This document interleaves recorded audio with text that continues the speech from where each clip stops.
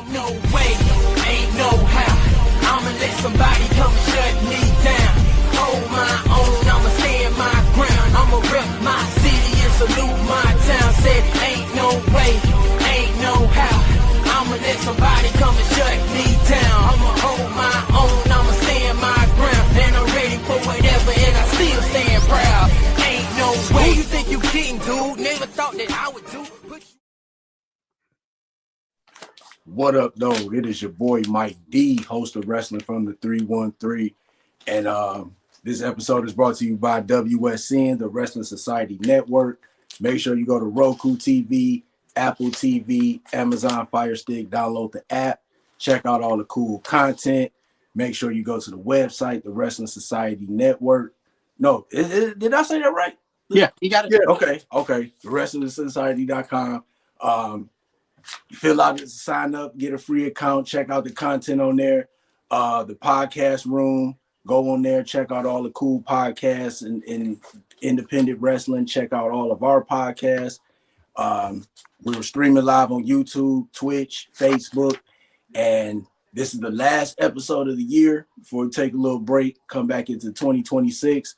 And it's only right that I end the last episode of the year with the Main Event Roundtable.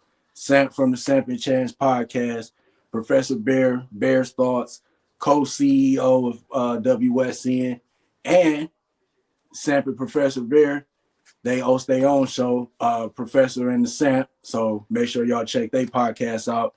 And of course, the Dean, Joe Monroe, host of the Joe Monroe Show, and also the No Sale Roundtable. He's a co-host of that too. Fellas, it's good to have us back all at once. It's been a minute. What's going on? Familia. Now, WSN, we have so many rooms. Professor, will we have a champagne room one day? One day, I'm working on that. My guy. How's everyone doing? Man, I'm great, man. I'm great. It's been a crazy. What I noticed, it's been like the last 4 weeks has been wrestling all weekend, every weekend, the last 4 weeks.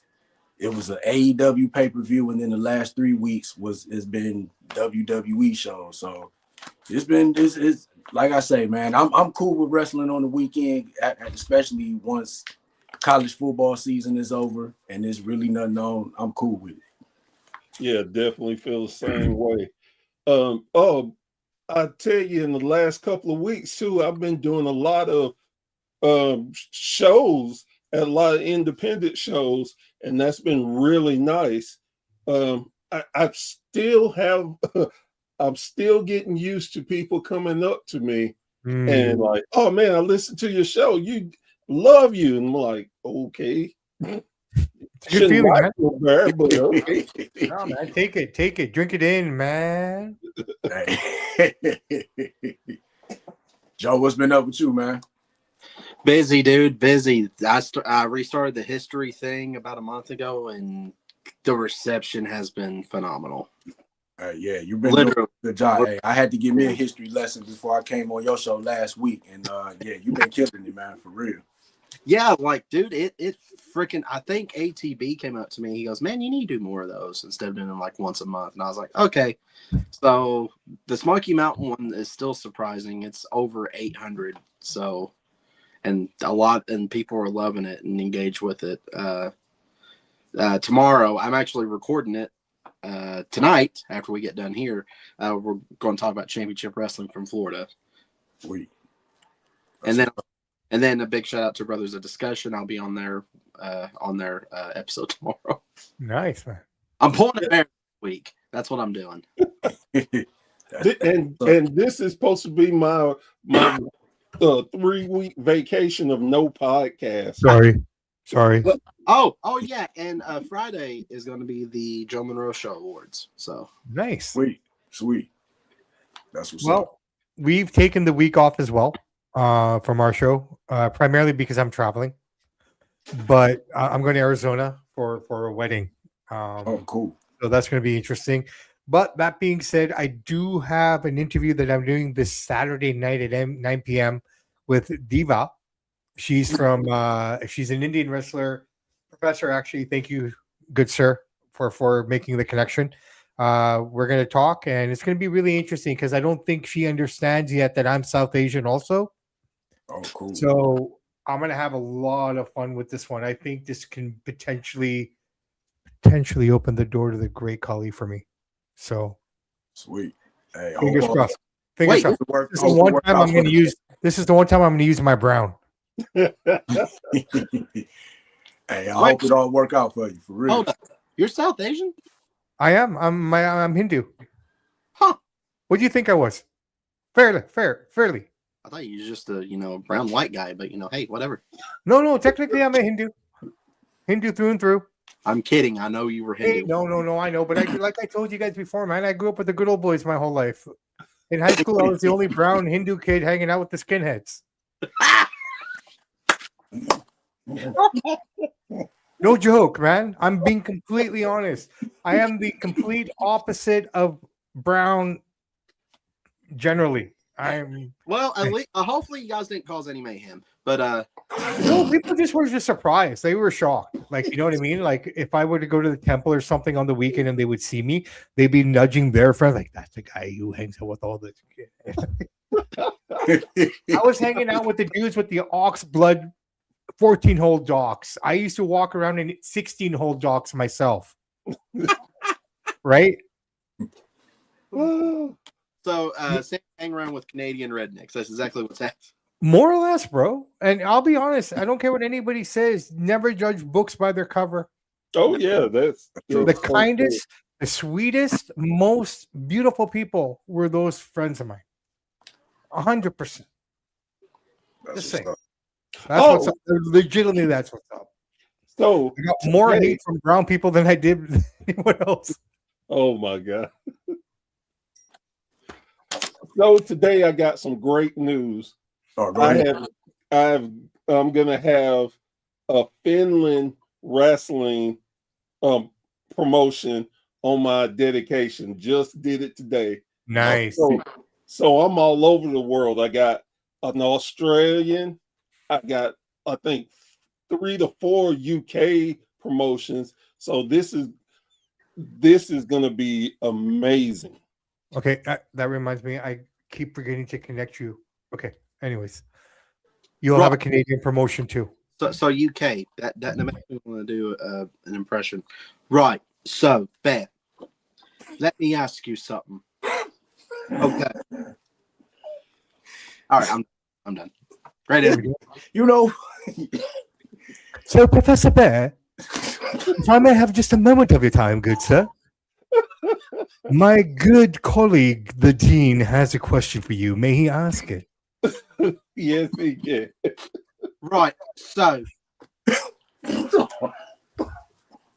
we haven't even fucking talked wrestling yet. Look, we're catching up.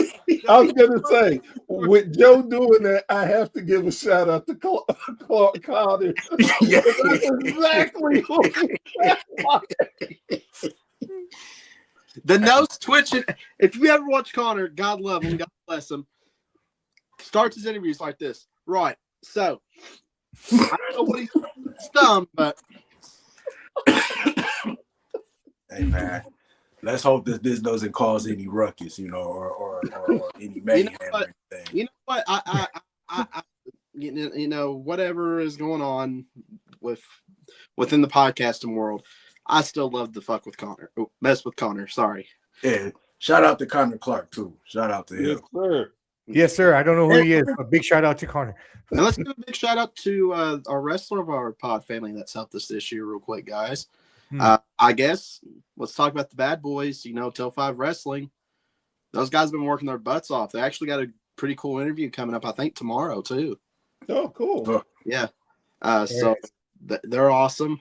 Even though I still think Tanner started a cult based off of Samson's country, but hey, whatever. Dude, and I've told you before, when you look at that guy's face, how can anyone be angry at him, man? He's just got that little kid face that you want to take his cheeks and, he's got that face. You can't get mad at that face. Even that beard. It's just like, I'm telling you, man, that dude is like Baby Huey. I was going to say, yeah, he's fine until he opened his mouth. Yeah. Hey, Joe, He I still reminds me of say that little baby selling drugs on the side of the road in the Dave Chappelle skit, man. Until he talks, right? All cute and shit. You want to pick him up and cuddle him?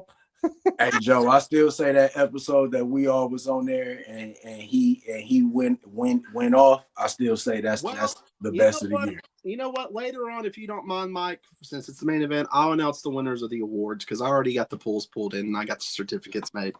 Actually, you know what? I even got these suckers laminated. All right. Oh wow. Yeah, he did. Yeah. He did. He showed us on Friday. It's official. Well, Bear wasn't there Friday, Sam. No, Bear was at the comedy show. Yucking it up. Yuck. That's what's up. All right, fellas, let's talk talk a little wrestling. And this Saturday night's main event was a big show. It was John Cena's last match. I'm gonna start off. Overall, I think Saturday night's main event was a pretty solid show. I would say this was probably the best Saturday night's main event since they brought it back. What was it, about a year ago or something like that, or close to it? I would say it was one of the best. It was one of I think all the outcomes of the matches were good. Obafemi didn't take a loss. Sol Ruka didn't take a loss. I didn't think Bailey needed to win. The tag team champs didn't take a loss. So I think it was a pretty good match. And then of course, I fixed that you're about skipped over the main event, which we need to talk about. You said all the finishes were good. Oh no, yeah, we gonna get I'm about to talk about that. So Cena, he took his L. A lot of people weren't happy about it.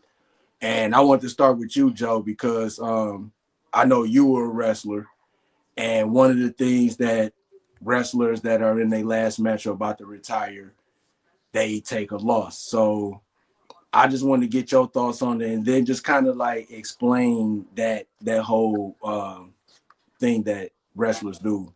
Well, let me explain that because a lot of people are getting upset just on that aspect. Most of the time, because I know like Sting, he retired as champion, whatever.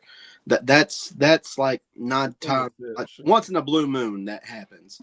But once a wrestler fully retires from full-time competition, the ceremony, so to speak, is they lose their last match. They get the crap beat out of them and they lose.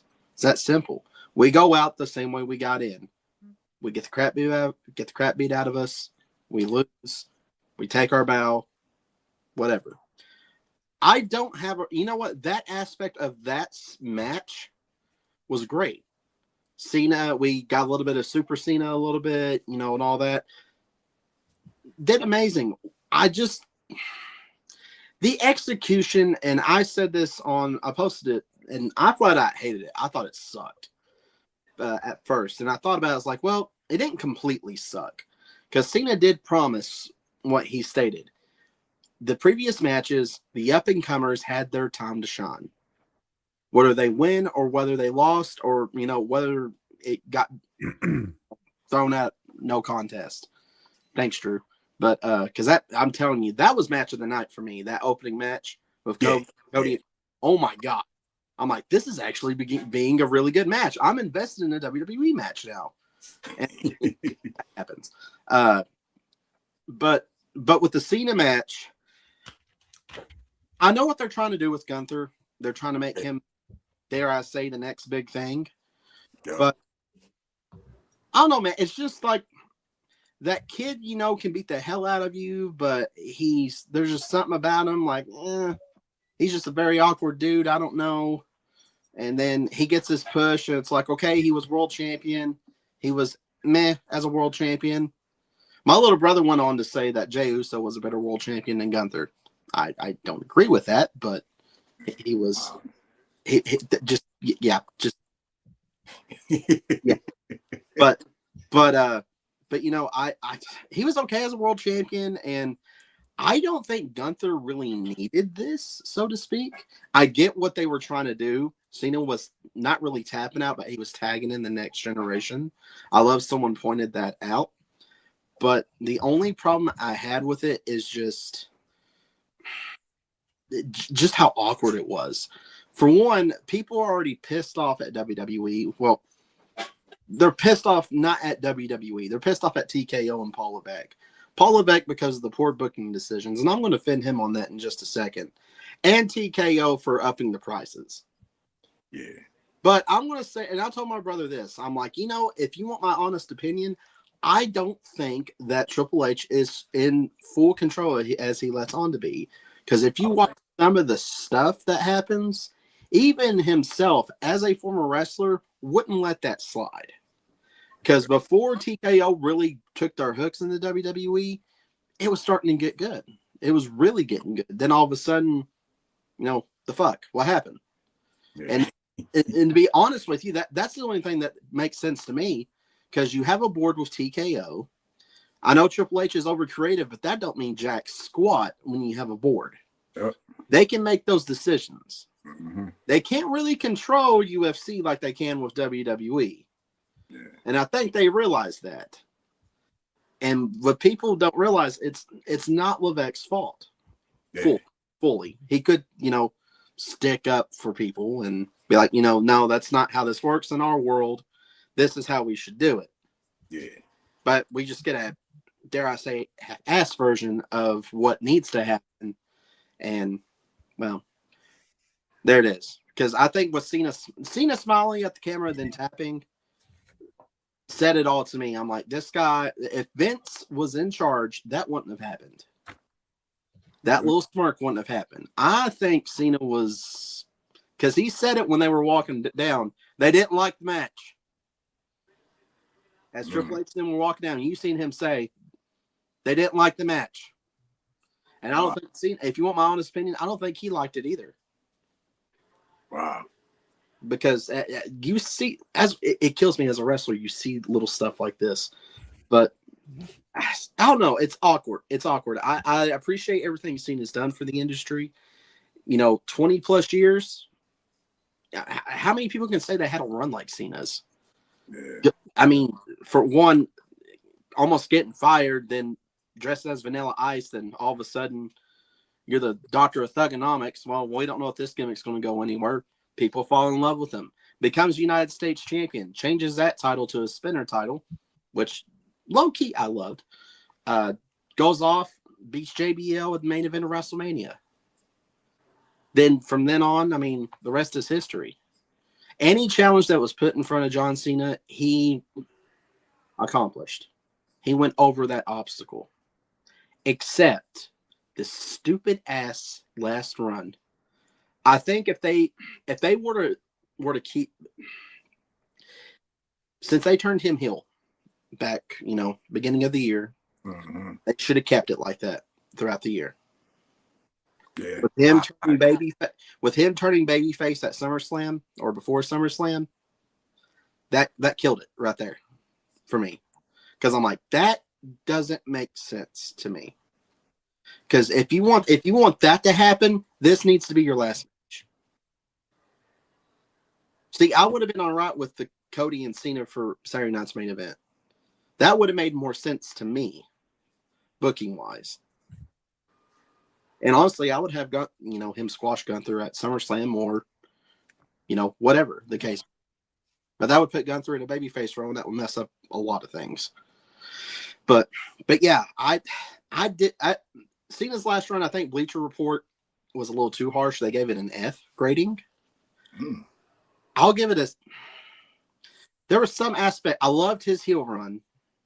And God, I love that AJ Styles match. Yeah. Yeah, that was a good match. And say a C. His last C, yeah. Yeah. And that's me being generous.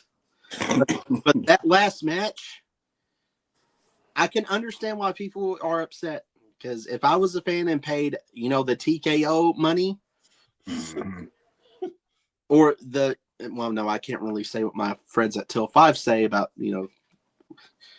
if you guys are listening, you know what I want to say. But if you paid that ticket prices and this is the main event that you got, wouldn't you be upset too? Cena's going to lose. It's all right. I'm cool with that aspect. But how it was presented, everything can look good on. JR said this one time. It may look good on paper, But if the execution isn't right, it's not going to work. And that's what's happened here. I know they're still trying to make it work because it's too little too late. But to me, honestly, this Gunther just looks like a fucking goof. You think so? Yeah. It's to me, it's good. Look, he wants to be the ring general, right? He demands presence. He demands your attention. That worked when he was Intercontinental Champion and kind of sort of with his first run as a world champion. Now they're making him try to be cocky.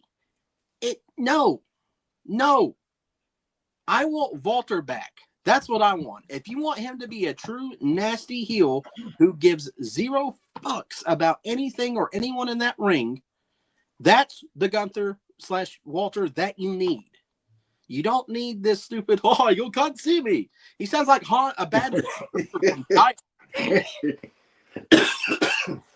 Jeez. But no, it's goofy to me. I can't take this seriously. I can't take this guy serious. Sure, he's a big guy, and congratulations, he lost all that weight, but to me, he's a fucking goof. I would believe The Miz as a legit heel more than Gunther.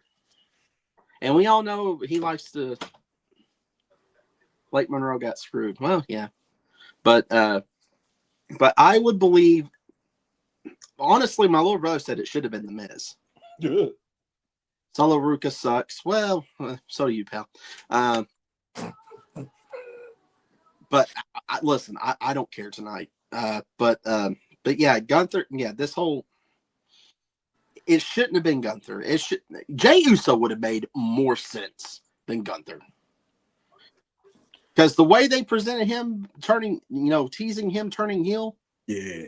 Tell me that wouldn't be the perfect opportunity.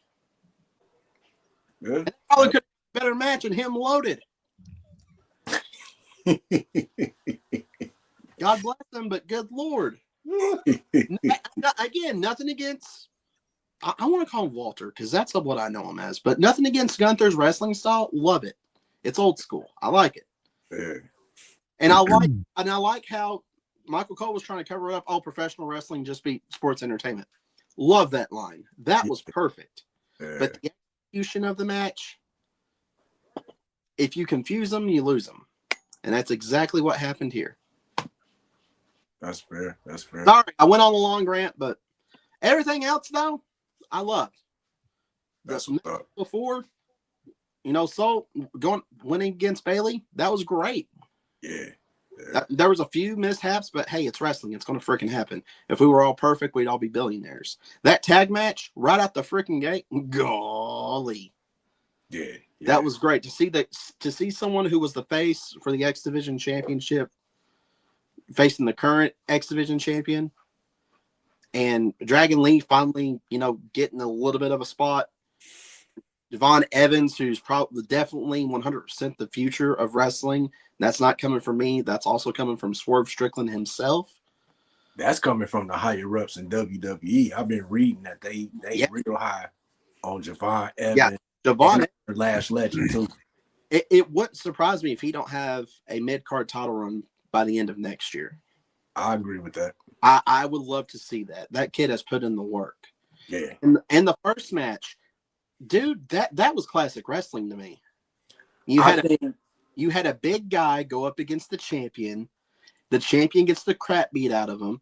And even with the screwball finish, it still worked. Yep. People may have not liked it, but I'm like, hey, that's building up to something. Because it don't make sense if you have the NXT champion beat the WWE champion, or the WWE champion beat the NXT champion. It don't make sense. This is going to end in a draw. And the way they executed it with the whole Drew McIntyre thing, which nothing against him, I'm about getting sick of this too. Dude, I stopped watching WWE for a reason, but with that finish, that was good. I loved it. Cody's ears bleeding, that brought me back to Piper. It probably wasn't meant to happen, but God, it looked good on TV. Yeah. And him giving Obafemi his shot as much as he did as a champion, How many WWE champions, let's say, we'll go Hogan era. You think Hogan would have put Obafemi over like Cody did? Heck no. Hell no. Exactly. Exactly. But Hogan wouldn't have won the first match either. So, yeah. Which I want to say something. Let me pull back the curtain. In wrestling, you either want to be the first match or the last. And for that to open, sounded great. It was great until, well, it's like a Stephen King book. The book is great until you get to the end. Yeah. And that's exactly what happened. I mean, people can blast in the comments, you don't know what you're talking about. Well, okay, 5 years experience doesn't mean shit anymore, I guess. But to be devil's advocate, the idea would have been okay. Wrong person. And just that finish. I'm going to be honest with you. I think Cena was kind of being a dick to TKO. Because I think he had a vision. Paul Levesque had a vision. TKO goes, well, hang on now. What if we do this, this, and this? We're really liking Gunther in our focus groups. Let's put him in the match. I guarantee you that's what's happened. This whole thing we've seen on Netflix, get the fuck out of here. You think it's those guys doing that, pulling the strings? No, they got to run all that by the actual owners and board of TKO. That's how a company works. And that's exactly what I think, maybe I know, could happen, is happening right now. When TKO got involved with WWE, people were like, oh, dude, we're going to get shoot wrestling. That was one theory. I would love to see shoot wrestling. That would be awesome. But no, we're getting... How can I say this? I would rather watch cartoon early, I would say 92 WWF than what's on TV right now. And we all know how bad that was. Hang on. I would rather watch time and time again WCW 2000 than what's on TV right now. Ooh. I said what I said. You talking about when Vince Russo and Bischoff was running things? You know what? I am actually turning into slowly turning towards the Russo dark side. Sorry, Corny, but I mean, look what he's doing for JCW. He put him on the map. They're shaking up things. Come on now. No offense to Pilot J, that company's been around for 20 plus years. Right. Wants to shake things up, and they're killing it on their little YouTube show, Lunacy. I don't know if you guys did watch it, but it's been pretty good. But yeah, fuck WWE. That's what I'm going to say. That's not even WWE that I grew up watching, and I watched it when it was in a supposable slump with the PG era. Yeah. It's a god. I didn't think it was going to get worse than that, but proven wrong here. I'm done. I'm sorry. I've ranted too much. I'm sorry. It's all good. Brother Sam, what you look like you got a lot to say. What's your thoughts? I was writing notes. He's probably saying medication. Excuse me, my fellow compatriots. All right, so Joe Monroe. Yeah. And I say that as Joey Diaz. Half the people watching probably don't know who Joey Diaz is. Joe Monroe. As far as Drew interfering, this is the way I kind of took it. It kept both guys strong because as we're entering WrestleMania season, the rumor has it Cody versus Roman Part 3 is what we're going to get night 2 of WrestleMania. If Obi beat him or something like that, that probably just takes the shine off of Cody. So this keeps them both strong. And yes, it keeps it intriguing because I think Obi will kind of come in as a baby face and maybe have something to do with Drew for a little while there as his opening program. Okay, now to the Triple H thing. I agree with you completely. I don't think a lot of it is his fault. Okay, he's just one man. I'll leave you with this, though. Nick Khan threw him under the bus on the Logan Paul podcast. Go back and check it out, okay? You want thoughts on It's Nick? subtle. Fuck him too. Yeah, it's subtle, but it's there. Okay. Is it all Triple H's fault? No, I don't think so. Some of it, maybe. I think that a lot is coming from Shapiro and a lot is coming from Ari. They don't know wrestling. They know Hollywood. Okay. I get that completely. They didn't realize what they were getting into when they bought WWE. They didn't realize how much it actually costs to run and produce a live program. You're doing 3 a week, including 1 every month. So, you know what I mean? Like, that's a lot of money right there. You take away house shows. By taking away the house shows funded a lot of what we were getting on Monday Night Raw in terms of production and everything else. So now you're spending out of pocket. So how do you accumulate that? Hey, last night we set a record here at Washington, D.C. for a $4 million gate. Yeah, fucking Upper Bowl tickets are $1,500. Of course you're going to beat the gate. Titanic grossed what in 97? Yeah, but Avengers did so. Yeah, but tickets were only $6. Now they're $20. So take everything into account. Okay, that's all I had to say about that. Cena's tap. I'm okay with it, Joe and brothers. I'm okay with it completely. Now that I've had time to digest it, I was kind of okay with it on Sunday, wasn't I, Professor? Or on Monday morning? Yeah. Right? But I told you then I need to see Raw and what they do. Right. And after what I saw on Raw, and here's the thing, man. Last night on Raw, I believe we saw the pillars of the next 5 years. The guys that will be the mainstays were all on the screen together in one shot, I felt. I'm talking about Breaker. I'm talking about Braun Breaker. Talking about Bronson Reed. Talking about Logan Paul. Talking about Austin Theory. Talking about Gunther. Okay? Javon Evans as well is up there. You're going to throw in Trick Williams at some point. Now, right now, everyone I'm talking about, unfortunately, they're all heels. So you're going to get, this is your next group of guys. Love it or love it or hate it. These are going to be your guys that we're going to see as our main event guys, our usual Monday night, Friday night viewing guys. Okay. Back to the tap. I thought the tap was just fine. You know why I say that? Because John Cena's the type of guy that he's not going to come back and defend himself. He's not going to come back and comment on it. He's not going to come back and talk about it. So the show goes on. So what they did, in my opinion, was set up Gunther to be that next level legend killer. We already saw it with Goldberg. Now we saw it with Cena. He took the tap, and I almost feel, I mean, you said this, Joe, earlier in your little thing. This is when I started writing stuff down because he had great points. I loved them all. You said Vince would never allow this to happen. Right? No, he wouldn't. I believe that smile and that smirk and that tap was something that him and probably Vince maybe worked on together because he loves him like a father. They're in constant contact. I wouldn't be surprised if there was Vince saying, hey, you know what? Fuck him. Show him. Yeah, honestly, I could see that. And I Right? hope. Right? Okay, so because Vince is coming back in 26. I don't care what anybody says, he's coming back. Well, I don't know. Him and Linda's going through that other lawsuit. Yeah, but he'll come back. Everything will work out. It always does. I mean, They tried that in what, fucking 90 or something? 80? Yeah. Mhm. And it didn't work, so.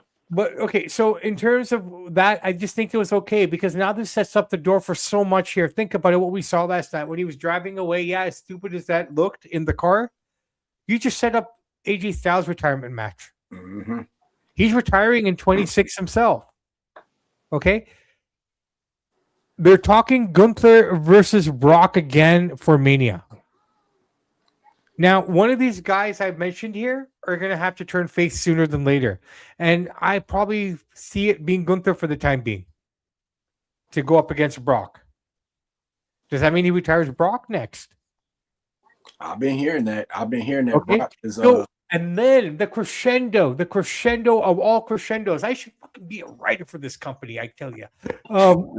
All four of us collectively can do Yeah, it. no, the crescendo of the crescendo. Tell me what you think about this. Highlighting it all. Maybe not this for Mania, but next year's WrestleMania. Legend Killer versus Legend Killer. And he retires Orton. Because nobody liked the shit he was doing when he was doing it. Yeah. Okay. And this is the beauty of wrestling. We forget that someone else was doing this stuff before and we hated it when they were doing it. Hey, And because the other thing Randy on Orton. and- No, I was gonna say, but Randy Orton was he was the legend killer, man. He was ruthless. He ain't giving no. right. So now you got a guy like Gunther who just made John Cena tap after 21 years. Yeah.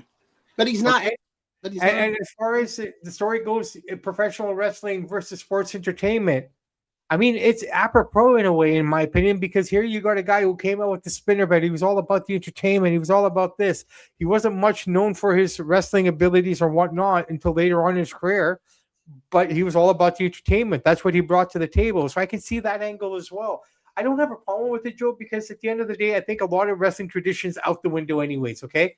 The wrestling traditions that I grew up knowing, the traditions that you probably did in the locker room, shaking everybody's hand, knowing your place. It's like being one of the young boys in a dojo in New Japan, right? Where that culture still exists, right? You don't see a lot of that anymore. That culture is gone. But the one piece that needs to remain is that when you, like you said, when you walk in the door, you get your ass kicked. And when you walk out the door, you get your ass kicked. John Cena, in my opinion, and I have nothing against anybody else's opinion, and that's what making this so beautiful is that everyone has an opinion. Love it or hate it, we're all talking about it, right? As far as I'm concerned, what John Cena did, he left the business in a better spot because he's not coming back. We won't see him unless he's promoting something or this and that. But we're not going to hear about it because of the way John Cena is generally. So ultimately, at the end of the day, he left the business in a better spot for Gunther, for storylines, and for the future. I'm okay with it. Yeah, didn't he just sign on as an ambassador for 5 more years? I think so. Pretty much, right? Yeah, pretty much. But I mean, even in that, like, it's just not going to be him. You'll never hear an explanation from him. Yeah, you can't see him anymore, Exactly. Exactly. And the funny part of it all is, like, majority of the people in that crowd crying on Saturday night, people crying online, majority of them were hating on this man for so many years. Get rid of this guy. What a clown. Blah, blah, blah.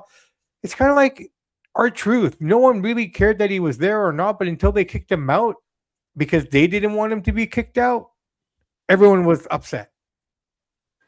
Just saying, man. I'm just saying. People are fickle. This story will not exist in 3 months.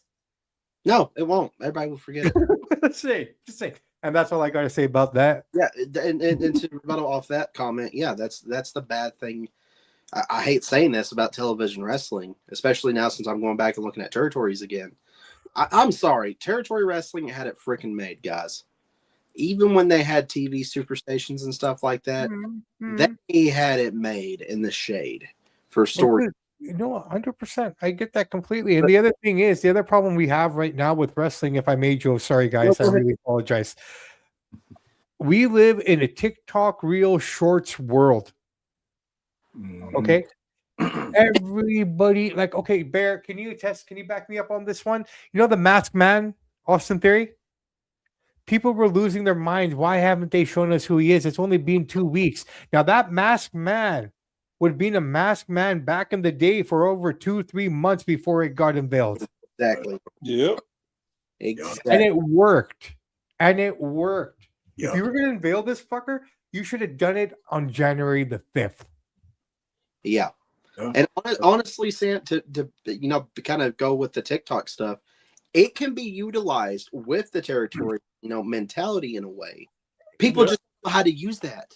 Honestly, the tools are there for the proper indies now to use them if they choose to use them properly. Yeah, okay?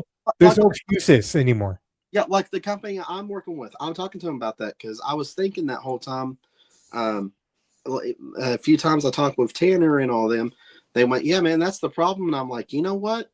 That is the problem. If we can utilize TikTok and social media in general, but still have that territory mentality, the independent scene it's already passing over WWE as it is, but you 10 times more. Bro, you can use Instagram Live, TikTok Live, Facebook Live, all at the same time. If you have 3 phones, you can set them up at all corners of the ring and just have the show going live. Or, better yet, like we're using this right now, we can stream multiple platforms if we wanted to. Exactly. So there's ways to do it. It's just, I hate saying this, people are lazy. and they don't realize the execution and how far they can take that Well, execution. you know what? This is what hard work is all about, guys. Right? You know, this is why I always preach hard work, hard work, hard work. Believe in your master, believe in the Holy Spirit above, whatever you believe in. But at the end of the day, believe this: even he wants you or she wants you to work hard. Definitely. And then you get rewarded, right? Exactly. If you have something going on, that doesn't mean you stop there. Just because I can play the drums doesn't mean I don't start practicing. Yeah, we heard that little practice one before when you came in. It sounded good though. Oh, But- sorry. Oh hell, to go off that, look at Mike D, dude. Look how he's freaking exploding on YouTube. Yeah, man, my boy. Yeah. With his guidance, it's helping me explode on YouTube.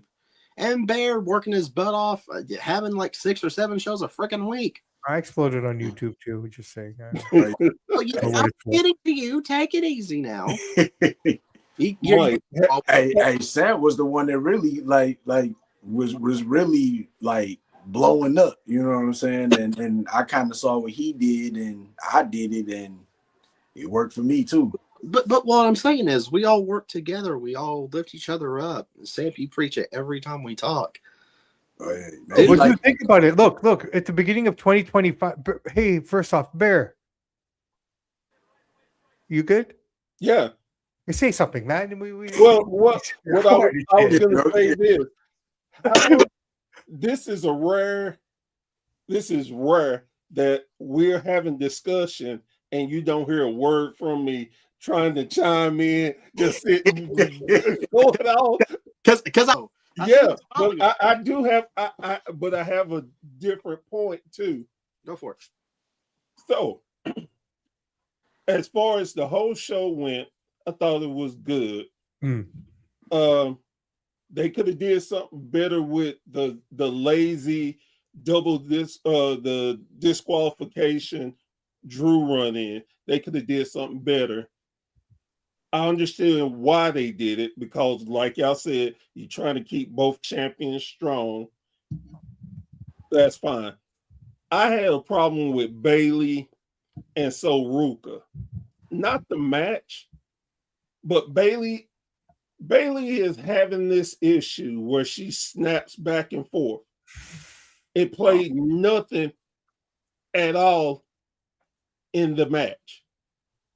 And it should have been some elements there of her snapping and going off, because the next 2 nights on Raw, she snapped. No, it's too late now. You missed that opportunity. But with that, okay, I look, it wasn't that big of a deal. Then the tag match, New Javon and I can't even think of his name. Wasn't in Leon Slater. Yeah, Leon Slater. Yeah, knew they wasn't gonna win because they're a throw together tag team that everybody likes, and they have not won a tag team match except to some, pardon the French, jobbers. That's it. So, Bear, sorry. That's to the casual fan, but to us, I mean, I'll be honest, those guys look great together. They looked amazing. And they do, but they're not about to mess up the money because one, Leon ain't signed to them. Mm-hmm. They're hedging their bets. They're gonna get him like they got Joe Hendry and got Big Mama Cool Jordan Grace. So Big Mama Cool.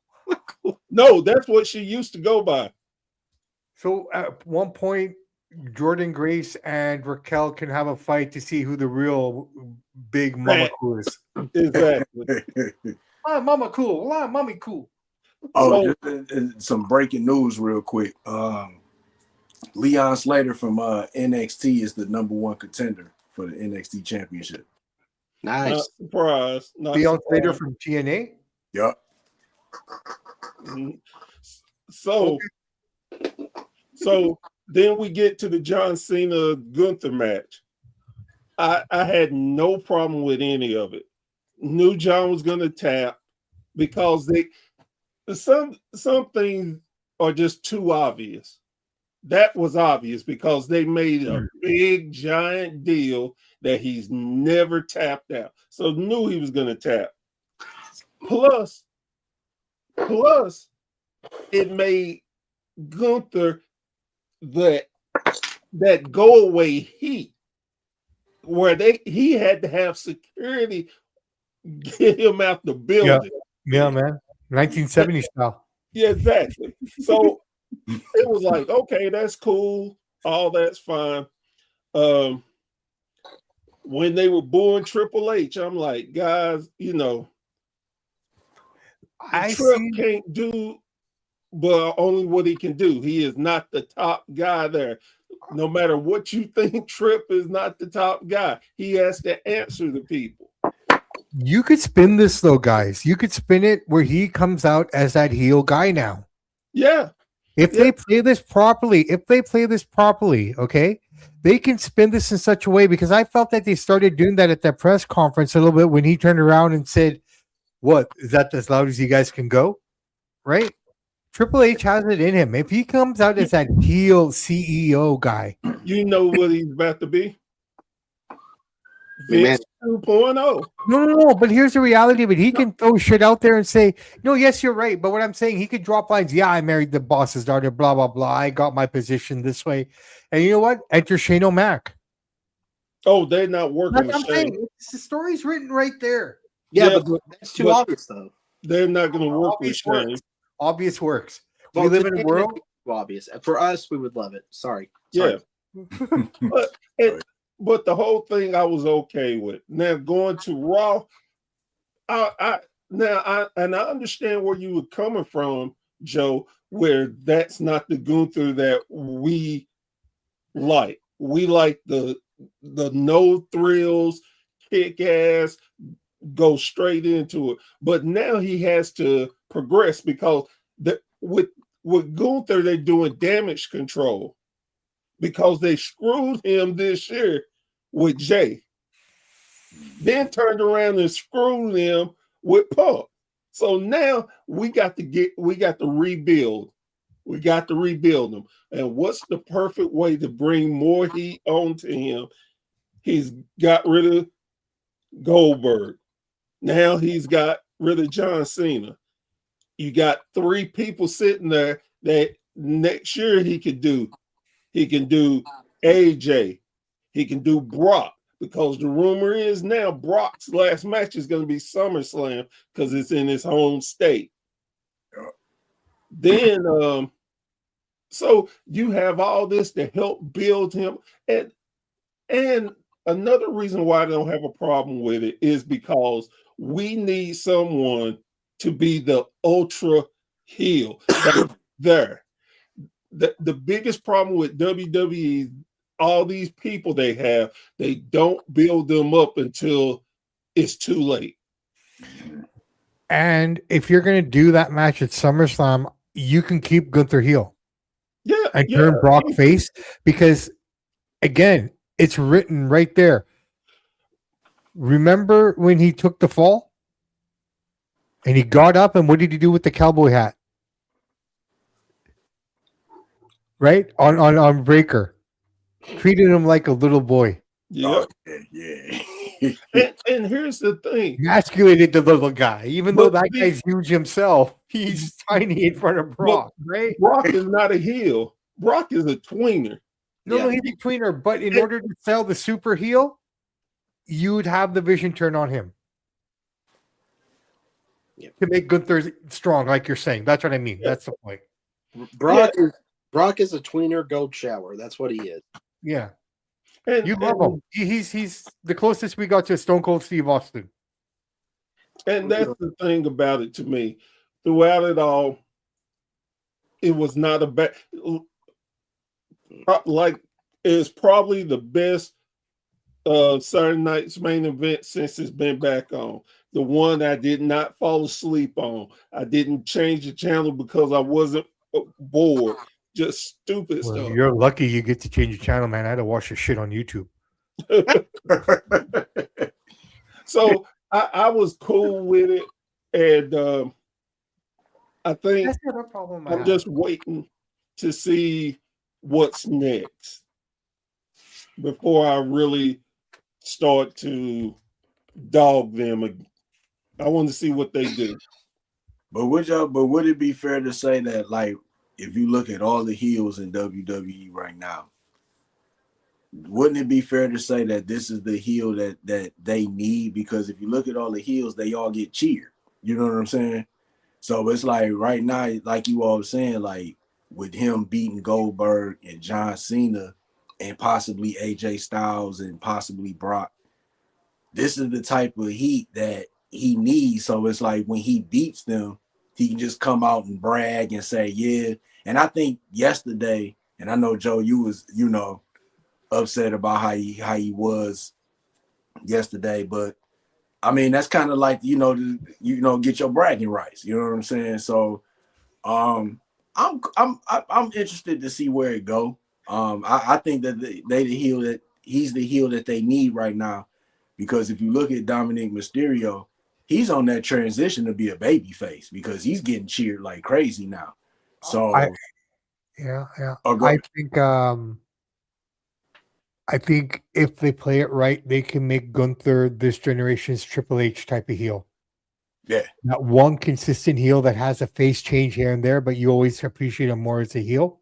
Yeah. Yeah. He's going to be that guy if they build him up properly, because right now, Braun Breaker will probably be the face that runs the place. And that's even with Braun Breaker. Like, he's a heel, but they still cheer him when he spear people. You know, I know, I get that, but in terms of once you make the complete flip, oh yeah. Right. I believe that Gunther and Breaker right now, if the trajectories are right and if they follow the plan and execute properly, they're going to be this next generation of wrestling fans, Batman and Joker. I can see. Okay, it was kind of Hogan and needed Macho. Yeah. Right. Yep. Sorry. Austin needed Vince. Vince needed Austin to make that work. Every generation has that. What is it with Roman and Seth, maybe? Which we never got. Yeah. Or Roman with Cody. No, but you know what I mean, right? Like, yeah. You got to have a yin. His Tom and his Jerry. Yeah. Yin and yang. Roadrunner, Wile E. Coyote. Exactly. Yep. Something like that, right? So, I mean, the pieces will be interchanged as we go along, but I believe that next generation of wrestling, everything will be intertwined within those two guys. Yeah, I agree. And then also, too, we can't forget about Jacob Fatu.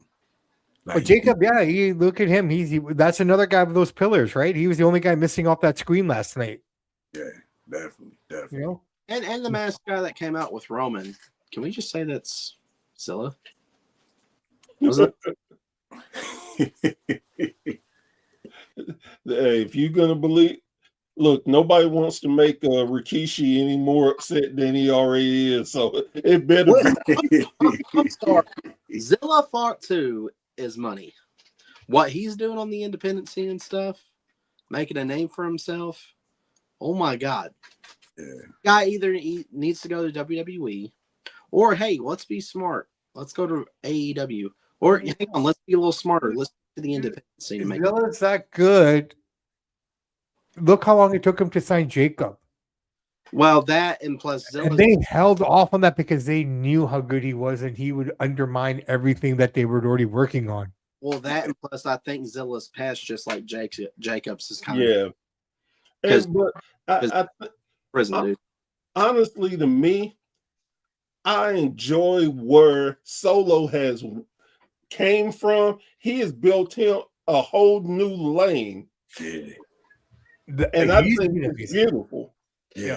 For sure. Where everyone else is kind of hanging off of all the other coattails, he actually went off and did his own shit, man. Yeah. Good for him. And it's like after the whole story with him in the bloodline, he just reformed, you know what I'm saying, basically made his own little bloodline with the MFTs. And I think if you put them in the right story, I think they can blow up too. Oh yeah. And would you guys say Solo kind of got screwed in a way? No, not really, because he walked into a gold mine. Not many guys come up from NXT right into a gold mine storyline. True. right? But I mean, right off the bat, like, I mean, I'm not saying he was catered to or anything, or a nepo baby, as CM Punk said last night. Love that line. Um, that was one of Punk's better promos, man, of the year. I have to say, that was well delivered. And your stupid uncle. You're right? That was amazing. That was amazing. I'm like, yes, we may not see 2011 Punk in the ring, but we still got him on the mic. But back to that, like Solo, like, yeah, dude, he's carved his own lane. He's done everything on his own. You can't argue with that at all. I think with Solo, go ahead, Joe. I was fixating now with that. Whenever he said that, I just imagine like not really WWE 2003 Steiner, like Ring King Steiner getting all pissed off. What did you just say? like extra rage. I felt bad for Rick in that promo because he's never said bad shit about anybody. Rick? Oh, dude. Character. I'm talking character, not shoot. Yeah, but the character Rick Steiner has always been a nice guy. I can see those comments flying towards him. Scott. I get that. I was gonna say no. Towards the end of the WCW run, he came up with that. You don't like me, bite me. Oh yeah, I guess so. Yeah, man, that was like But no. Outside the ring, yeah, he said some shit. No, Mike, I'm sorry. I why the hell are you wearing a Patriots toque in Detroit? no, this Pistons. Oh, Pistons, sorry, man. Yeah. That's why I kept doing that. I'm like, what the fuck is he doing? You know what I have to say to that, Mike? Go Maple Leafs. I hate the Leafs, man. What? So going back to Solo did something that anybody could predict. He showed where everybody like, oh, Jacob's gonna be the man and bury him. Solo simply showed personality and just quietly crept up because he's a talker, man. Some of his promos are off the chain, and his demeanor when he's giving his promo. I would have never thought he had that ability, being the heavy hitter for the bloodline. He never said anything, and it's like, you're funny as hell. Yeah. Oh man, you quick with it too. Yeah. That's low key. I really do like Solo and the MSTs. I wish they would give them something better to do. Well, they got their feud with the Wyatts right now. Yeah. I mean, that's building into something. Yeah, I think the off, what was it in Mexico? Like the White Six working in there. Yeah. If they could, I hate saying it like this because I hate AEW keeping Ring of Honor kind of in the shadows, but I guarantee you, if you see like the MFT Solo and them do stuff like that, they would be more appreciated by wrestling fans than how they're being presented on TV. Yeah, because I know you guys know, like Tama Tonga and Tonga Loa was like they was that tag team in New Japan. So I'm sure the Viking Raiders, remember them? Who? The Viking Raiders? Who? There you go. I mean, War Machine, but I don't remember.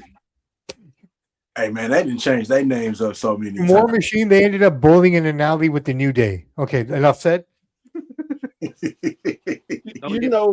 Any two of our combinations could be the Raw Tag Team Champions now. I mean, their tag team division sucks. The Raw Tag Team. I think you mean the World Tag Team Championships, not those awful Twizzler belts of a tag team. Both are the same. Both divisions sucks. Why can't they? Why? You guys think? We haven't talked about what? The little segment before John Cena's final match with the two guys that should have had some involvement in his final match somehow. Yeah. You know what? You're right. Joe Hendry. Yeah. So not even Joe Henry. The Miz and True. Honestly, if you think about it, throughout his entire career, the Miz has been there consistently with him. some of the best promo work, some of the best. The one guy who could match Cena on the mic was The Miz. Honestly, I thought his promo that he presented, there was a lot of truth in that if you stop and think about it. Oh yeah. The shit that he said to Oh, Daniel Bryan, there was a lot of truth in that one too, man. Like, So I'm sorry, Miz. I agree with with some people. I think Miz is still underappreciated. Oh yeah, well, I he's the epitome of what it means to pay your dues hard Yeah. way. Yeah. Okay, Joe, you know about paying your dues, right? Oh yeah. Right. You know, and the reality is, you did it from the beginning. He did it, had to do it at the highest level. Well, And he did it at a time where the guys where competition and positioning was still a thing. Old school mentality still ruled that locker room. You did one in the locker room. Okay, we're kicking you out for about 6 months. well, and then think about this too. And the guy who kicked him out turned out to be that guy. Yeah. Right. And even after the fact, to show that respect, sorry to interrupt you, but to show that respect, he still stayed out of that locker room until he was invited back in. Taker said, okay, you can come back in. Well, that's what I'm saying, right? But so that shows that integrity. Well, I was gonna say he is the company man. He's the, no matter what goes down, they know they can get Miz to do it. Yeah. Just like when oh God, when Bobby got hurt, and not Bobby, I can't remember who it was, but they threw him they didn't want Bobby to beat Drew right away. So they let Miz win the title, Bobby beat Miz. Then at WrestleMania, he beat Drew. Well, you know, I'm not gonna lie. I popped whenever Miz won that title back in 2020? Oh, you talking about when he had the money? Yeah. Beat Otis for the Money in the Bank briefcase. Yeah. Yeah. And then He definitely should have had multiple runs. I definitely agree. absolutely. And I think that's pretty sad. But I Yeah, don't, dude, the amount of intercontinental titles, U.S. titles, tag team titles, if you add up all these titles, I think he might just have the same amount as John Cena. Yeah, he's up there. He's up there. He's done everything. Like, seriously, outside of winning the Royal Rumble, what hasn't he done? there's another thing that bugged me about Cena's last run. That fucking intercontinental. Why didn't you just do that at the beginning? Because they didn't think about it. Again, you can see how they half-assed did this run. You know what? Here's someone else I think that would have been better than Gunther. Fuck, I think Dom would have been better for his last match. Because that match they had was pretty freaking good. No, it was, but Gunther was the right guy for it, man. I'm going to argue that. I'm sit on that fence. Gunther was the right guy for it. He needs that. He needed a makeover, and this is what is going to carry Gunther through 26. Ha! It's Goofy, Hans Goofer. You can't see me. Aha! No, But the fact, Joe, the fact that you're talking about it, I know. But Jesus Christ, I've seen that. I was like, the fuck is this? What is it? Where's the ring general? Where's He's been dead and buried for a minute now. where's the guy that could possibly take over Poland back in the 40s? Where's that dude? That's the dude that needs to be this mega heel. Well, what happened to Ludwig, man? Why is he need there helping him? I heard he got there was something wrong with his visa and dude, his Spanish is amazing. Yes, it is. Dude, that's oh my goodness, is it so good? His Spanish is so good. That's Granny America. Well, that's not good. I was gonna say, speaking of heels, what about Mick Foley? And this is look. I'm doing the Obama. I'm talking with my hands. This is the prime example of having a strong mental belief in your beliefs and everything. For you to say, I don't want your money, I'm not resigning, I've been quiet long enough, he's went too far. I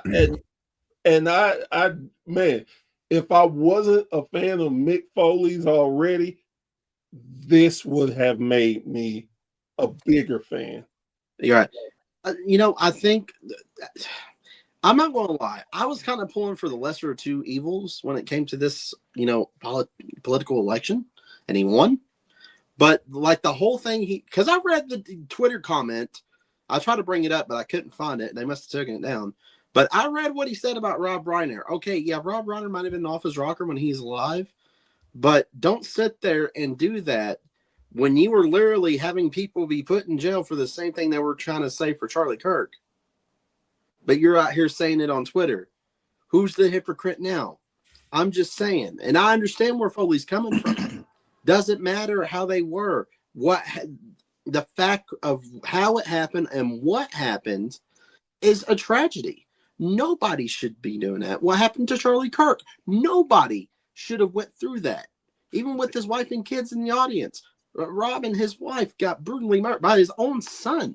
Suppose what they gathered so far, right? But that doesn't give an excuse to be like, well, it was his own fault, and he liked to agitate people. So get the fuck out of here with that. Well, and I have to say this, and I know I always try to keep politics away from anything that I deal with, especially wrestling, because wrestling shouldn't be.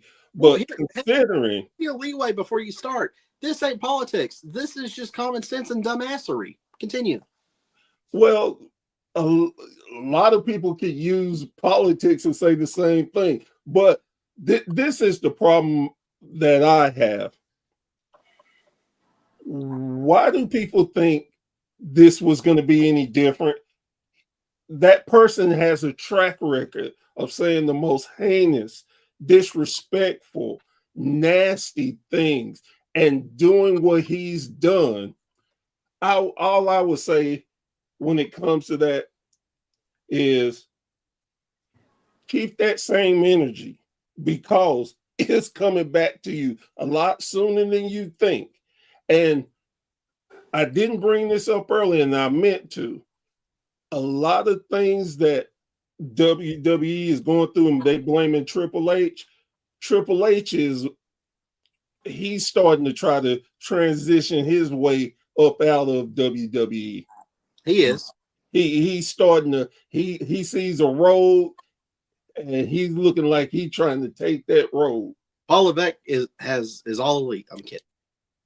I got a question. So because I know a lot of people are upset about Triple H, they upset about the booking. If Triple H was to step down from WWE, from creative, who would be the perfect person to replace him? Or who do y'all think should replace him? I tell you who would replace him, just someone TKO'd hired. Okay, so Mike, that's a brilliant question. The reason I say that is because everyone has an opinion, but no one has a solution. Well, everyone is commenting on everything, but no one has a way to fix it. No one is offering a way to fix it. Everyone wants to say it's this guy, that guy. There's nobody right now that would be able to take that spot. It's WCW in the early 90s is what will happen. What I know who they would throw in that spot for the time being. True. It'll be Road Dogg. Yeah, maybe Road Dogg, maybe Bruce Pritchard, maybe Michael Hayes. Those are probably the logical choices. Hayes wouldn't do it. I really believe what we're going to end up getting here is they're going to come to a realization, because look, man, fans are already starting to boycott shit because they can't afford it. It's catching up now. Something's going to turn, and I know I keep saying this, but I really do believe something like this, the Saudis, they're going to sell WWE. Yeah, they will. They're going to sell it, and they're probably, trust me when I say this, I believe Vince and the Saudis are working on something. You think it's either to buy the company or start their own? They're thinking if Vince needs someone to help him buy this company back, it'd be the Saudis. Why is a Royal Rumble happening in Saudi Arabia? Why is Vince constantly in Saudi nowadays? Okay. Forget the fact that you don't even have your own WWE logo in the ring. You have a Riyadh season logo. Huge centerpiece. And trust me, you guys see it in wrestling. I see it in boxing. Right? Riyadh season's a huge part of the boxing game. If you don't see Riyadh season in a boxing ring these days, you're wondering, oh, they're not affiliated with Turkey. Interesting. Because everybody's got their hand out right now in boxing for the help of Turkey Al Sheikh. And WWE is no different. I know they want this entity. They want it. They want it bad. Yeah. It's going to happen. Maybe not this year, but in the next couple of years, they're going to sell the company because it's not making them any money at all. Yeah. UFC's not doing any better either, man. Yeah, and if you look at it too, ESPN's mad. Peacock's saying, "Thank God we're getting rid of this," which sucks for us. And I think Netflix is not happy with how things are going. Honestly, you want my opinion? I think they should have, they should have kept the freaking network. They should have kept. I think what they did is right.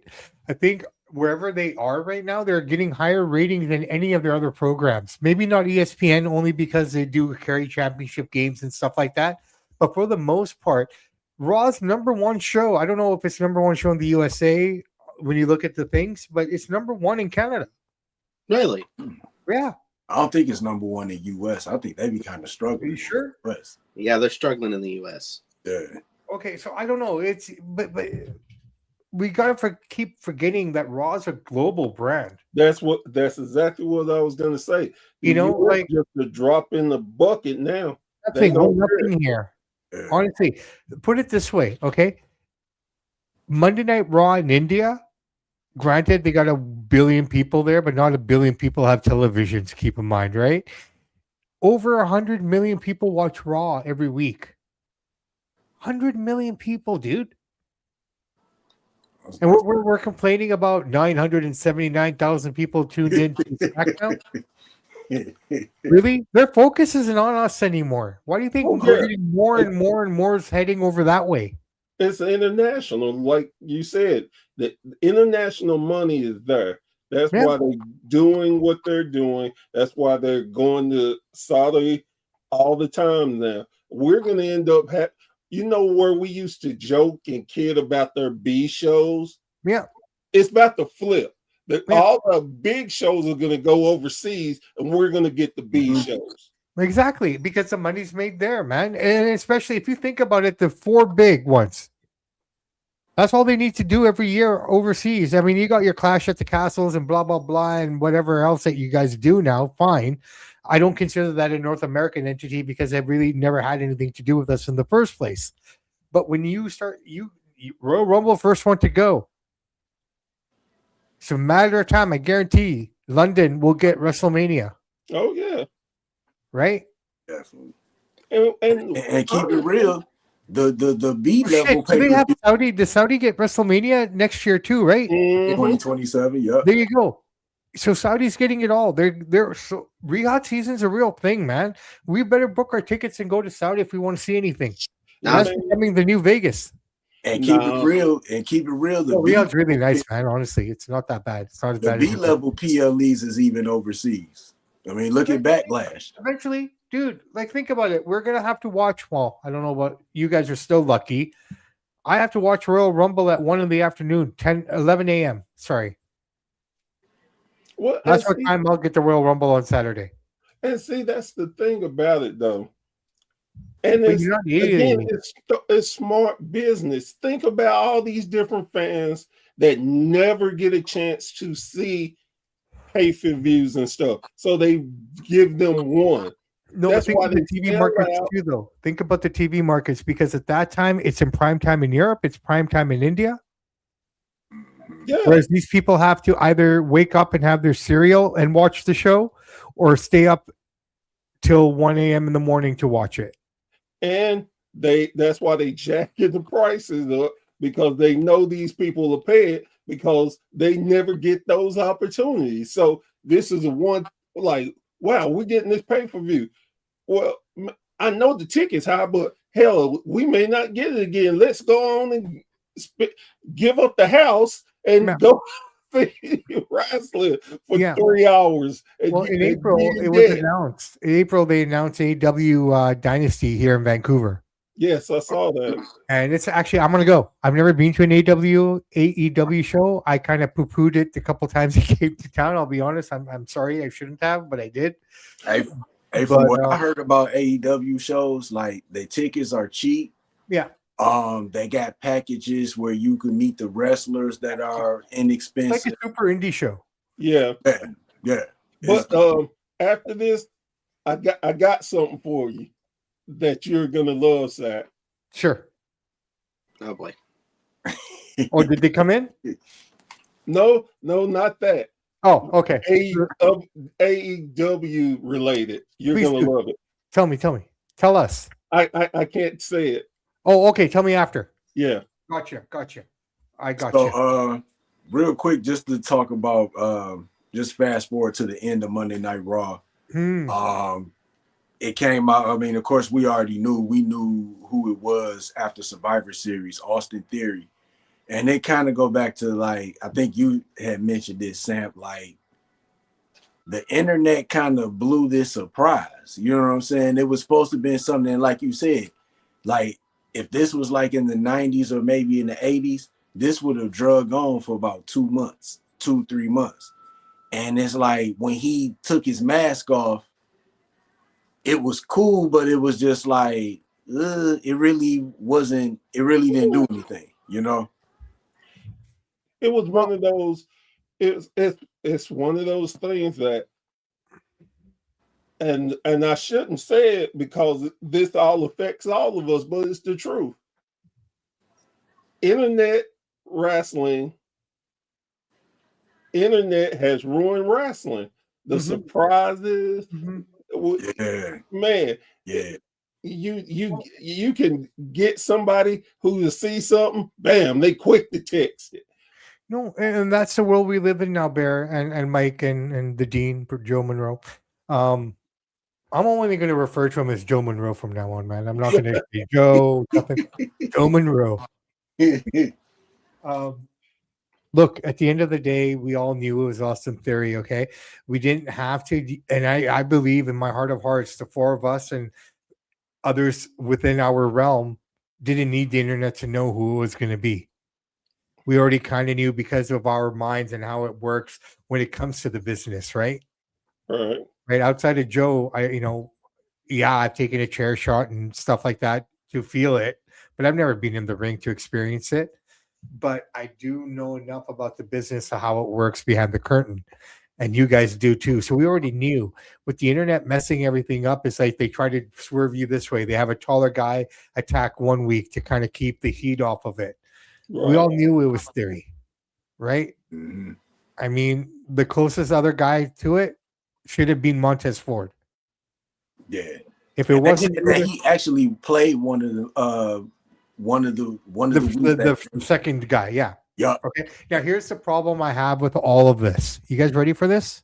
Mm-hmm. Has anyone mentioned this to you yet or talked about it? I'm going to ask you this first. The first time he came, he was chased away by security. The second time he came, security came out of nowhere. I didn't even know security was even near the ring. They swarmed the guy like nobody's business within seconds, right? Yeah. Kind of like all the people are hiding behind the camera and quickly run in under the backstage segment. Right. Where were they? You didn't hear them running from afar or anything. They just emerged. Yeah.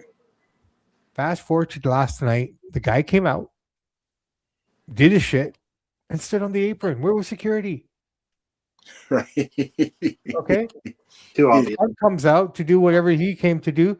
He runs away. He runs through the crowd. Of all things, he runs through the crowd. And this time he has those bodyguard guys helping him get through the crowd.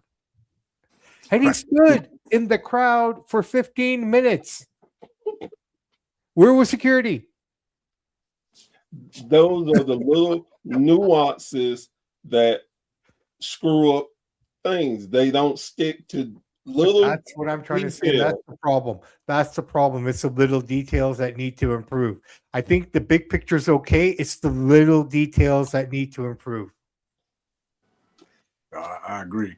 And I think Theory needs to shave that beard off. He looks too scraggly, man. That's probably the only knock I had on him. His beard looks too scraggly.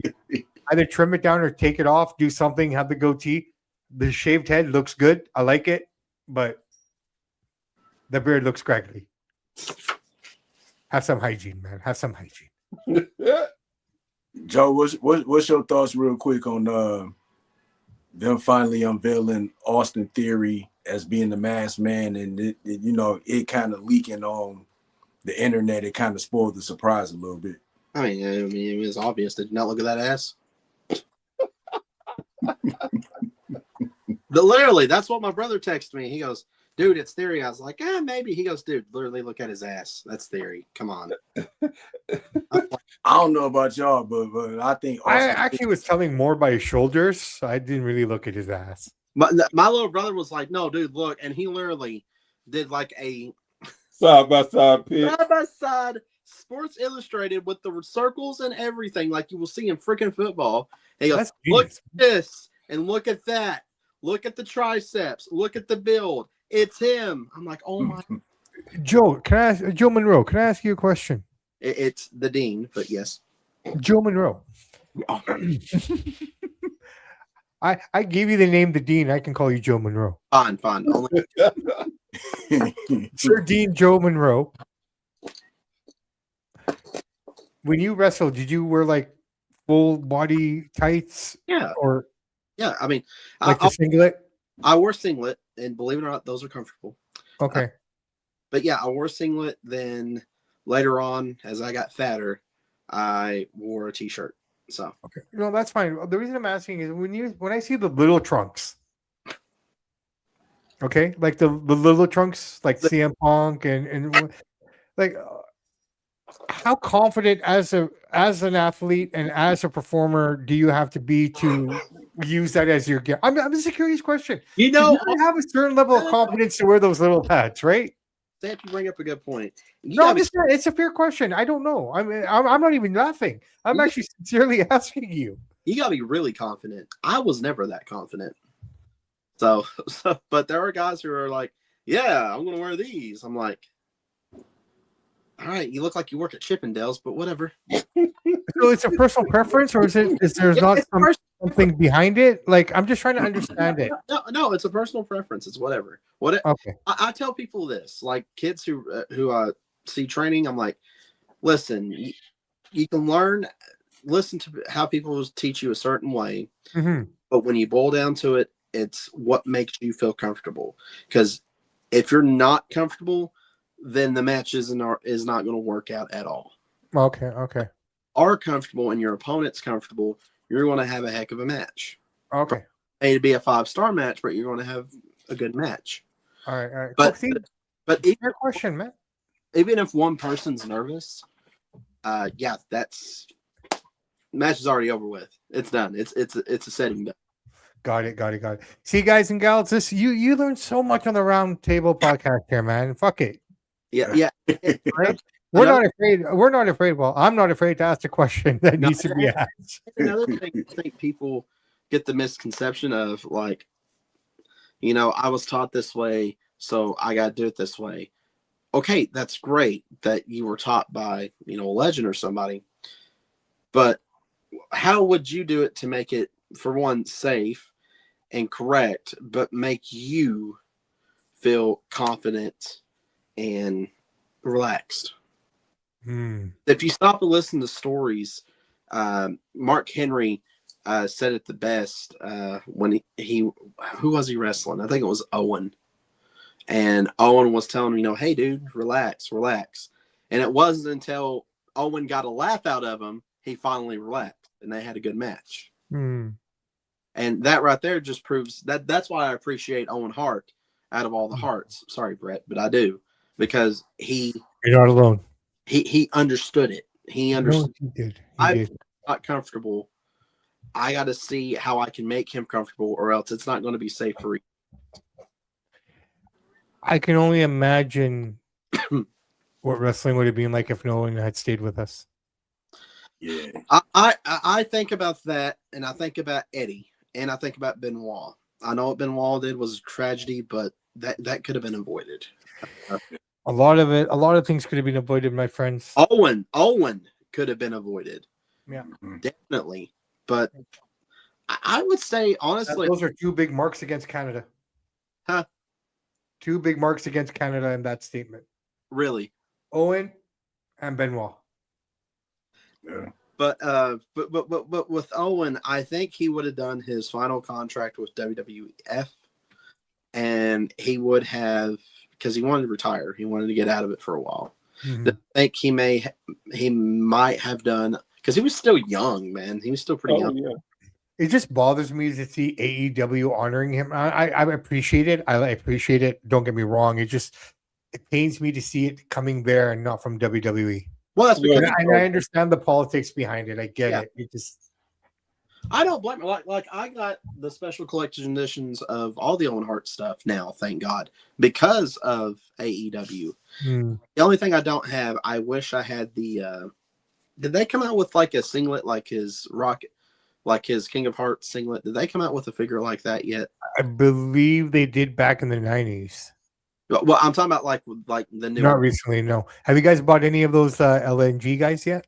No, not yet. No. They haven't hit stores here. I don't think they're hitting until next year. Oh, okay. But yeah, like Owen, I think it's okay, because Owen was the way AEW works. I think Owen would have fit in, and so would Eddie, and eventually, and I think Benoit. Because if you look who's working in the back, it's those type of guys.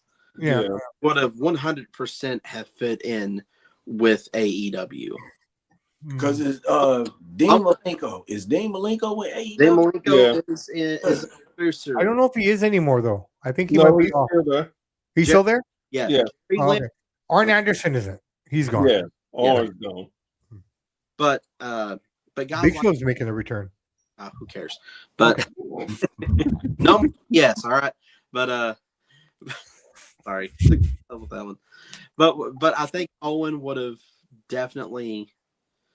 Honestly, here's a good fan theory, because I'm going to talk about Canada. Spoiler alert, I'm probably going to be talking about Stampede Wrestling sometime in January. I was watching Tales from Territory. I didn't know. I completely forgot that Stu bought back the rights for Stampede.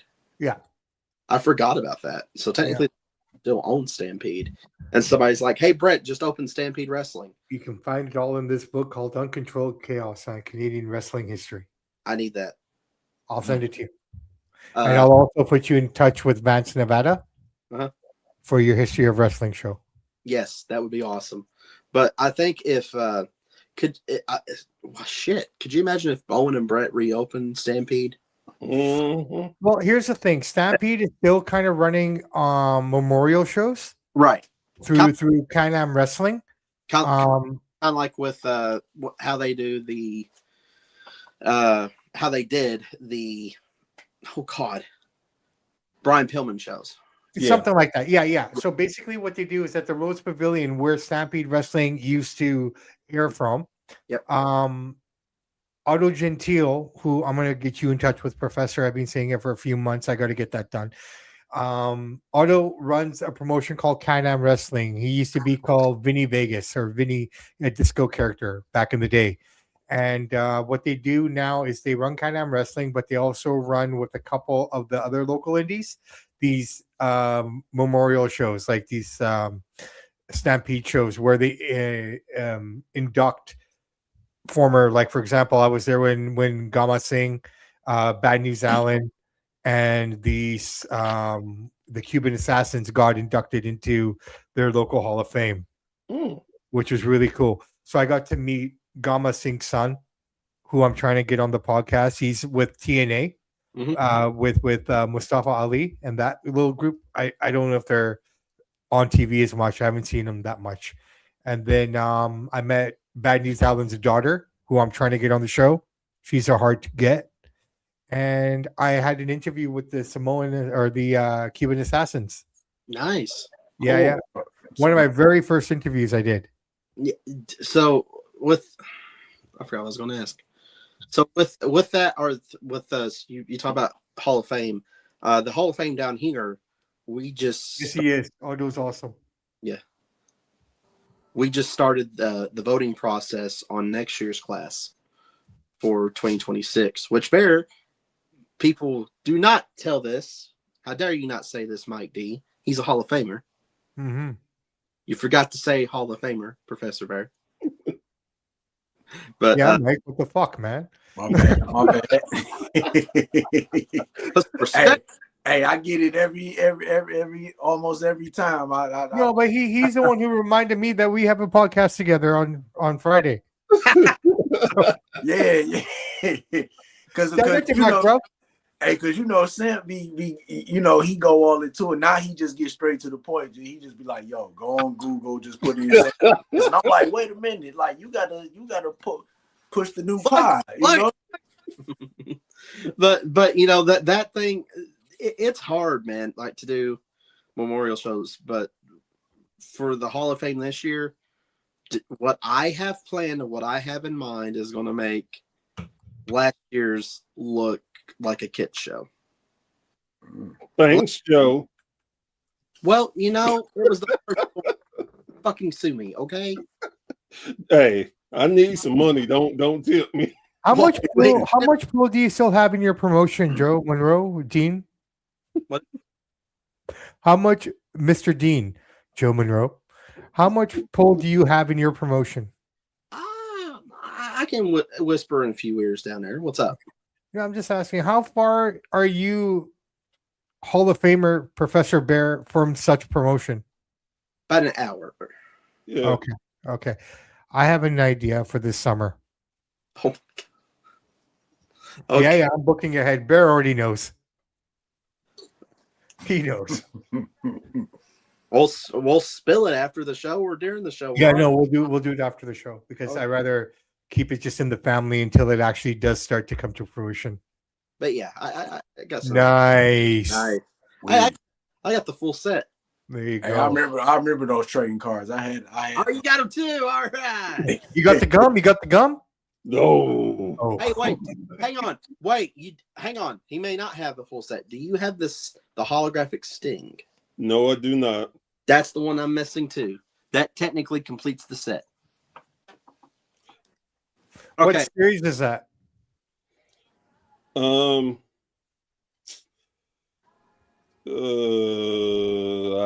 would.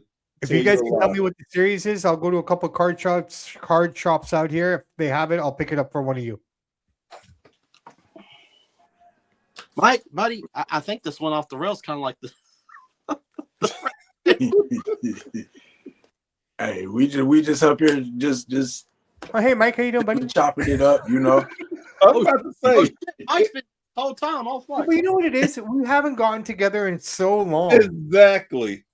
Okay, like we keep bringing other people to the family circle, be it the round table, be it the Friday night. You know, it's just nice to have family here. This is our Christmas. Merry Christmas, guys. Right.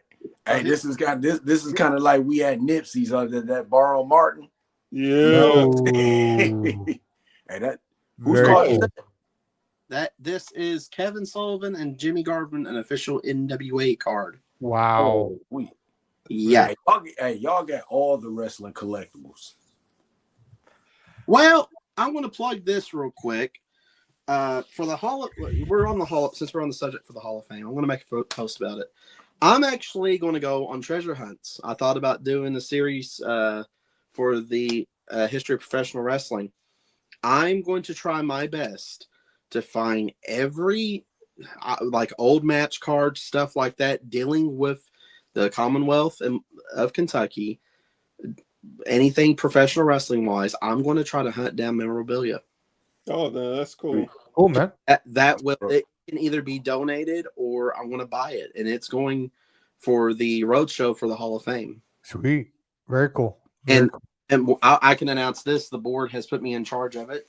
They're like, "It's your baby," you know. That you can focus on that. I'm like, You shouldn't have told me that. There will be no gimmick tables at this event. I'm kidding, but there's going to be gimmick tables. But it's that I'm on the hunt for it, man. I've thought about it. I'm like, I like paying for people to come in for meet and greets and stuff. That's okay. But if I really want to buckle down on the history and stuff, I got to help preserve that.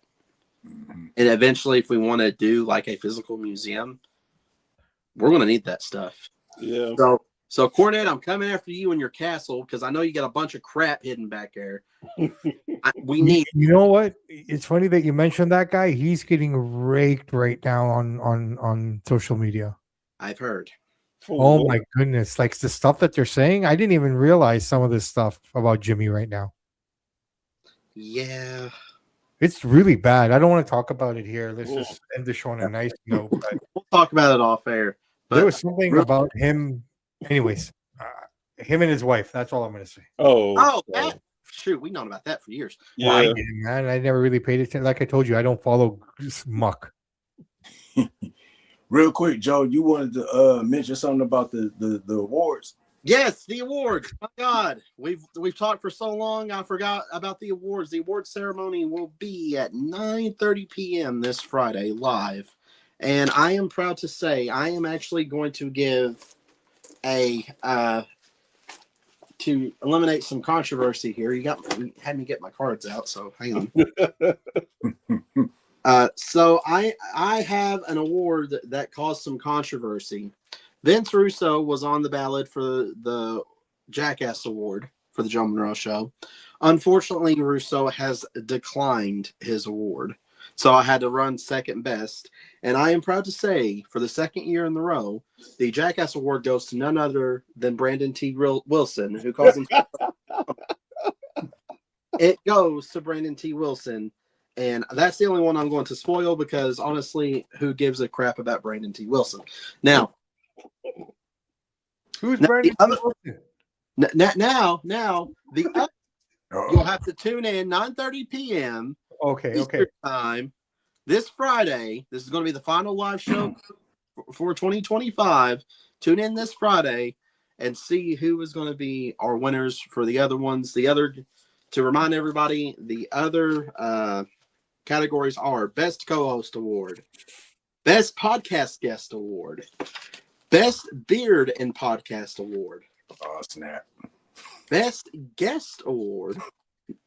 And the person that spoke their mind the most award. Know who won that one? Yeah. I don't know. Hold on. That one was actually a three-way tie. Oh. The winner won. Jesus. Wow.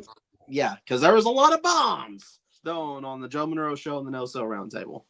Hey, I also know that Best Beard Award is going to be controversial too. Yeah. Oh yeah. Well, it's probably going to break out to a fist fight. It is going to be a fist fight because it will shock you on who won that award. Someone from the state may have to come down and try to find me. Was he a cheesehead? Yes, he's a cheesehead. He's from. There you go. But I'm not spoiling anything else. I just wanted to get Brandon T. Wilson out of the way because, well, it's not my show, and I don't want to mention Brandon T. Wilson on my show as much as possible. Sorry. I'm sorry. Oh, it's all good. It's all good. So, Zach, you didn't say who is Brandon T. Wilson? I did. I asked at the beginning. Who is Brandon T. I'm Wilson? waiting for it again. No, I'm going to wait till Friday now because I have a reason to tune in, everybody, at 6:30 Pacific, 9:30 Eastern to the Joe Monroe Show for the awards of the year. We already know Jackass of the year. Now we're going to find out the rest, but you got to tune in. Don't worry about it, buddy. You're my jackass. Hey, that's awesome. But you know what? If you want to know who Brandon T. Wilson is, go check out Triple Crown Wrestling social media. You'll know exactly who that big walrus is. And I actually, I have the Wilson. I should have grabbed one. A Wilson the Walrus photo program made by yours truly. I will gladly sign it and give it away for free. Okay, sounds good. Sweet. Sounds good, fellas. I appreciate y'all coming on. It's always a good thing talking wrestling with y'all and just shooting the stuff, you know, shooting the shit, as they like Well, to shit, we've been going for 2 hours. Damn. say. Before we get up out of here, Professor Bear, you got any last words or want to let the people know where they can find you? Yes. So I'm supposed to be on the hiatus and to go back to on January the 2nd. I am having Wrestling Podcasters Appreciation Month, and it's going to go from Monday through Friday. Wow. There may be 2 episodes in a day, maybe 3, just depends. I have so many different guests and last minute people who want to join. I'm doing my best to there's so many good podcasters out there, and I want to give them their flowers, and I want you to have the opportunity to learn about other people, because maybe my particular style you don't like and someone else's has something more that you like. Man, it's so much space and different podcasters. I don't have a problem with sharing and just give people their flowers. That's what I'm about. And quickly, I'm gonna have a special episode on Thursday.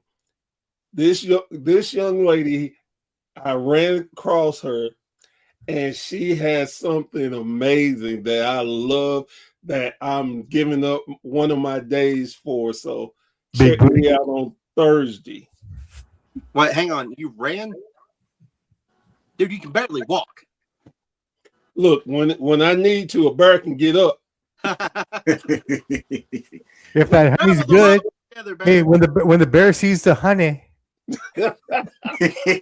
Hang on, wait. Let me get my dusty on. Look out, Winnie. Look out, Winnie. That's all I'm gonna say. He's gonna come after it with both paws up, baby. 2 paws up for the Professor Bear. 2 paws. The golden nectar or the white powder, the only things that get the bear. Whoa. I'm talking about his cousin Cocaine Bear. His cousin.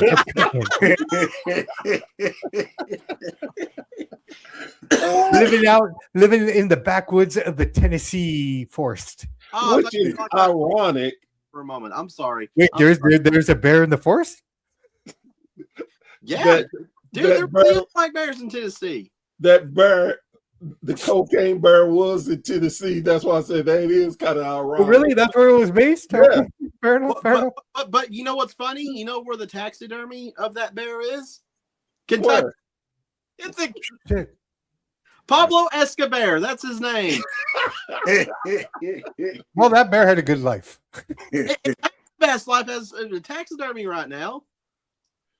Well, no, I mean, while he was alive, can you imagine that bear detoxing? And, you know, they go, I'll say this. Here, we collect some weird shit, okay? I know for a fact that there's no, I better not. No, never mind. I know the historical properties that will blow your freaking mind. Dude, was Deliverance filmed in Kentucky? No, thank God. It was only filmed in Georgia. Right. Okay. Mike.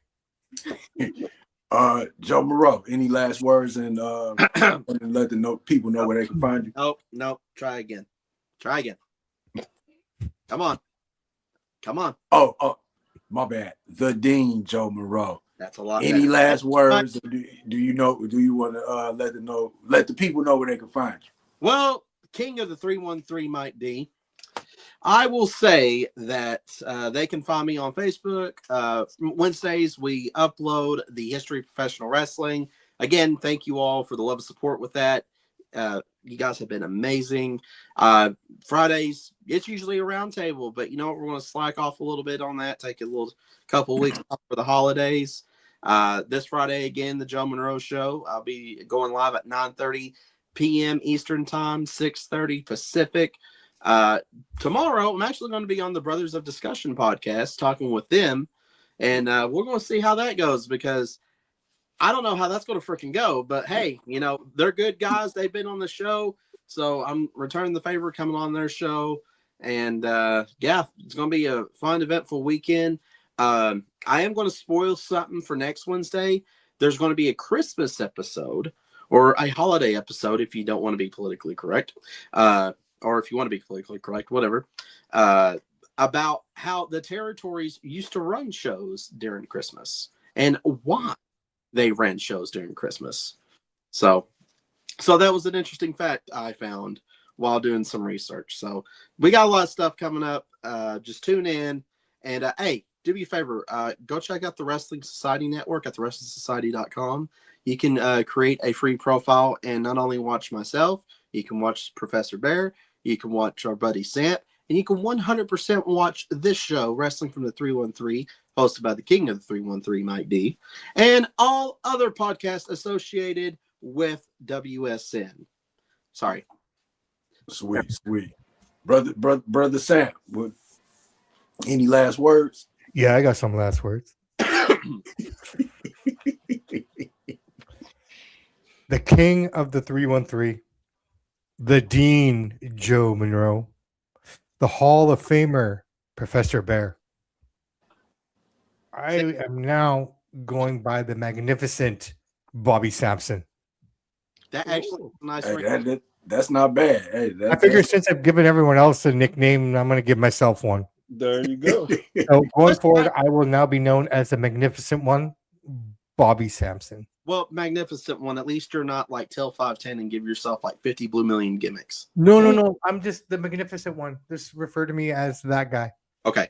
Now, that being said, guys and gals, you can find Samp and Chance on all social media platforms. All you got to do is Google us, Samp and Chance.